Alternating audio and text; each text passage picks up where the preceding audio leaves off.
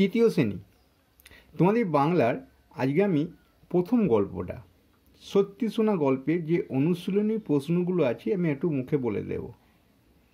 তোমরা মুখে এটা শুনে শুনে মুখস্থ করতে পারো বা আমি ওয়েবসাইটে দিয়ে দিয়েছি, সেখানে দেখে নিতে পারো। সেখানে লেখা আকারে থাকে, মানে গুগলে সার্চ করলে পেয়ে যাবে সত্যি শোনা, বা ক্রোমে সার্চ করলে পেয়ে যাবে। আর যদি অসুবিধা ডেসক্রিপশনে আমি লিঙ্ক দিয়ে দিচ্ছি, যেন আমরা প্রত্যেকটা গল্পের নিচে লিঙ্ক দিয়ে দিই যাতে ওয়েবসাইটে গিয়ে তোমরা খুঁজে পাও। ঠিক আছে, এবার দেখো, বুড়ো চাষির সংসারে কে কে ছিল? বুড়ো চাষি ছিল, তার ছেলে ছিল, তার বউমা ছিল। বা বুড়ো চাষির নিজের ছেলে, তার একমাত্র ছেলে এবং তার বউমা, তিনজন ছিল। চাষির ছেলেটি কেমন প্রকৃতির ছিল? চাষির ছেলেটি ছিল অলস প্রকৃতির, কুটে, কাজ করতে চাইতো না, এরকম ছিল। আমি এটা বুঝিয়ে বলে দিচ্ছি, কিন্তু ওখানে লেখাটা একটাই আছে, সে একভাবেই আছে, তোমরা সেটা মুখস্থ করে নিতে পারো। বেশ, বাপের কথা শুনে ছেলের মনের অবস্থা কেমন হলো? বাপের কথা শুনে ছেলের মনের অবস্থা খুব উৎফুল্ল হলো এবং তার লোভে চোখ দুটো চকচক করে উঠেছিল, বা লোভ জন্মেছিল তার মনের মধ্যে। বুড়ো চাষি কোন কথাটা তার ছেলেকে বলে যায়নি? বুড়ো চাষি কোথায় জমির মধ্যে কোথায় সোনাটা লুকিয়ে রেখেছে সেটা বলে যায়নি। বড় জমি তো, জমির মধ্যে কোনখানে রেখেছে সেটা বলে যায়নি। 5 বিঘা জমি তো কম নয়। বেশ, চলো তারপরেরটা। চাষির ছেলে সকাল থেকে রাত পর্যন্ত কতটা জমি খুঁড়েছিল? 5 বিঘা। বইয়ে কোথায় উত্তরটা আছে আমি দেখিয়ে দিই। এই দেখো, এইখানে, মানে এইখানে প্রশ্ন আর এইখানে উত্তর, বুঝতে পারছো? মানে পাতাটা খাটিয়ে এদিক ওদিক করা, এই প্রশ্নের উত্তরটা। চাষির ছেলে প্রথম রোজগারে কে খুশি হয়েছিল? চাষির ছেলে রোজগারে প্রথমে তার খুশি হয়েছিল তার বউ বা তার স্ত্রী। গল্পে কোদাল দিয়ে মাটি খোঁড়ার কথা বলা হয়েছে। আর কি কি জিনিস দিয়ে মাটি খোঁড়া যায় বলে তোমরা জানো? শাবল দিয়ে হয়, টাকনা দিয়ে হয়, গাঁইতি দিয়ে হয়। গাঁইতি যেটা বড় বড় মোটা মোটা মাটি কাটতে, জমি বড় বড়, মানে মাটি বড় বড় মাটি কাটতে লাগে। তা গাঁইতি, শাবল, টাকনা,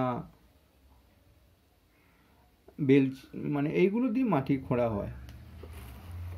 তারপরে দেখো, সত্যি শোনা গল্পটির মতো তোমার আর কোন গল্প জানা আছে? জানা গল্পটি বন্ধুদের শোনাও। দেখো, এটা পরীক্ষায় আসে না, কারণ তোমাদের প্রথম পরীক্ষা 15 নম্বরে হয়। যদি নম্বরটা বৃদ্ধি পায় বা এবার বেশি করে হওয়ার কথা আছে, যদি হয় তো তা হলো, কিন্তু এত বড় প্রশ্নটা আসে না, সময় অল্প থাকে। তাই এটা আমি বলছি না, এটা ওখানে একটা গল্প দেয়া আছে, দেখে নিতে পারো। সেই মোমবাতির গল্পটা দেয়া আছে, মানে তার বুড়ো তার ছেলেকে বললো ঘর আলো করবে, এরকম কিছু জিনিস নিয়ে এসো, সেই ছেলেদের নিয়ে গল্পটা ওখানে দেওয়া আছে। বেশ, ছেলে এ বন্ধনী থেকে সঠিক উত্তরটি বেছে নিয়ে পুরো কথাটা আবার লেখো। ছেলে এখানে দেখো বন্ধনীতে দেওয়া আছে 1, 2, 3টে। এই অপশনের মধ্যে কোনটা হবে? ছেলের চোখ দুটো লোভে ঝকঝক, চকচক, ঝকমক, ঝিকমিক করে ওঠে। 4টে অপশন দেওয়া আছে। হ্যাঁ, এটা চকচক করে ওঠে হবে। চাষির ছেলের বউ ছিল খুব চালাক, সরল, বোকা, বুদ্ধিমতী ছিল। এটা দেয়া আছে, চাষি, এটা গল্পটা পড়লেই পেয়ে যাবে। বউ বলেছিল সোনা যদি পাও তো তোমার মজুরদের আমার কপাল ফিরে যাবে। এটা মজুরদের নয়, হবে না, কারণ মজুর লাগিয়েছিল জমিটা খোঁড়ার জন্য, তোমার হবে না, আমাদের, মানে দুজনের কপালটা ফিরে যাবে। আমাদেরটা অ্যান্সার হবে।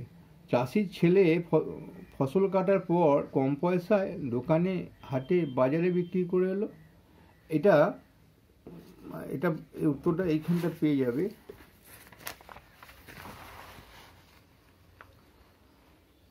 হ্যাঁ, একথলি ফসল কাটার পর চাষি হাটে বিক্রি করেছিল। কোথায় বিক্রি করেছিল?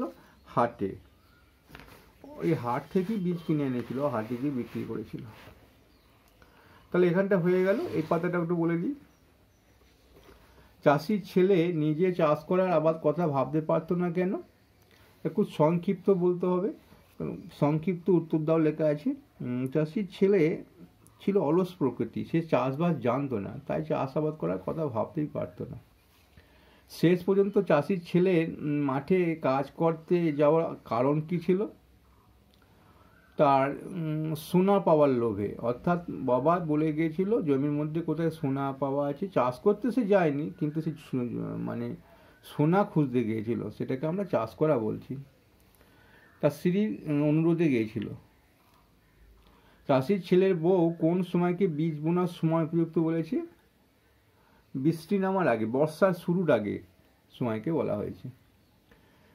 সে কোথা থেকে বীজ কিনে এনেছিল? এটা সে হয় না, কারণ প্রশ্নটা যদি পরীক্ষায় পড়ে তাহলে চাষির ছেলের বউ কোথা থেকে বীজ কিনে এনেছিল? ওই যে বললাম, হাটে বীজ কিনে এনেছিল এবং হাটে গিয়ে বিক্রি করেছিল। সে কিসের বীজ কিনেছিল? সে ধানের বীজ কিনেছিল। গল্পটা কোন সময় কোন মানুষটাকে সবচেয়ে বেশি পছন্দ হলো? আমার সবচেয়ে বেশি পছন্দ হলো চাষির ছেলের বউকে, কারণ তার জন্যই গল্পটা পুরোটাই ঘুরে গেছে। অর্থাৎ মাটি খুঁড়তে গিয়ে সোনার ইয়ে করে মাটি খুঁড়তে গিয়ে সোনার ফসল ফলেছিল, তার বুদ্ধিতেই ফলেছিল।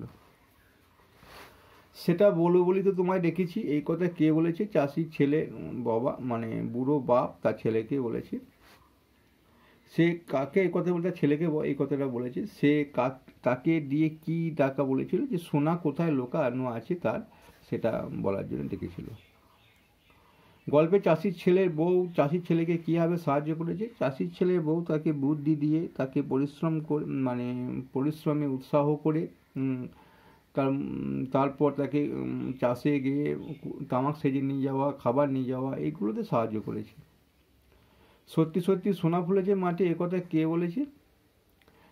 এটা চাষির ছেলে বউ বলেছে।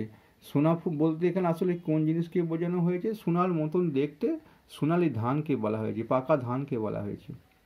সেই জিনিসটা কোন জিনিসটা সোনা না হলেও তার সঙ্গে সোনার কি মিল আছে? হ্যাঁ, তার রঙে মিল আছে এবং তার অর্থ, সেটা সোনা বীজেও অর্থ পাওয়া যায়, আবার ধান বীজেও অর্থ পাওয়া যায়, তাই এইখানটায় মিল আছে। চাষির ছেলে ফসল বিক্রি করে বাড়ি ফিরলে তার বউ কী কারণে খুশি হলো? তার খুশি হলো তার স্বামীর প্রথম রোজগার, অর্থাৎ স্বামী রোজগার করতে পারতো না, সেই কারণে প্রথম রোজগার বলে খুশি হলো। চাষির ছেলের বউ তার বুদ্ধি খাটিয়ে তার পরিশ্রম করে কী পুরস্কার পেয়েছে? চাষির ছেলের বউ তার বুদ্ধি খাটিয়ে আর পরিশ্রম করে কী পুরস্কার পেয়েছে? মানে যে পুরস্কার পেয়েছে এইখানটায় পাবে। চলো দেখি একটু। যে পরিশ্রম করলে, বুদ্ধি খাটালে পরিশ্রম করলে তার পুরস্কার পেতে দেরি হয় না, অর্থাৎ ফসল পুরস্কার পেয়েছে, তার পরিশ্রমের মূল্য সে পুরস্কার পেয়েছে। ছেলের বউ খুব বুদ্ধিমতী, তার বুদ্ধি কি গল্পে প্রকাশ করে লেখো।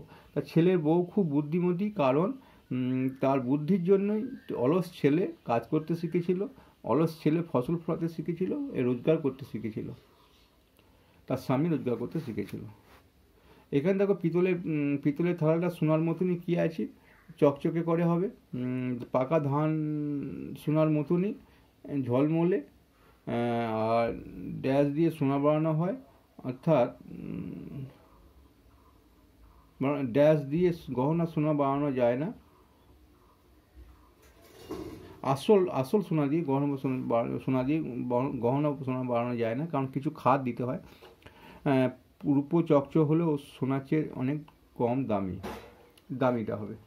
যাই হোক, ভালো লাগলে অবশ্যই লাইক করবে। আমি তোমাদের গল্পটা পড়িয়ে দিলাম, আবার পরবর্তী কোনো গল্প পড়ালাম না, প্রশ্নের উত্তরগুলো বলে দিলাম। গল্প আমি আগেই পড়িয়ে দিয়েছি। যাই হোক, বিদায় নিচ্ছি।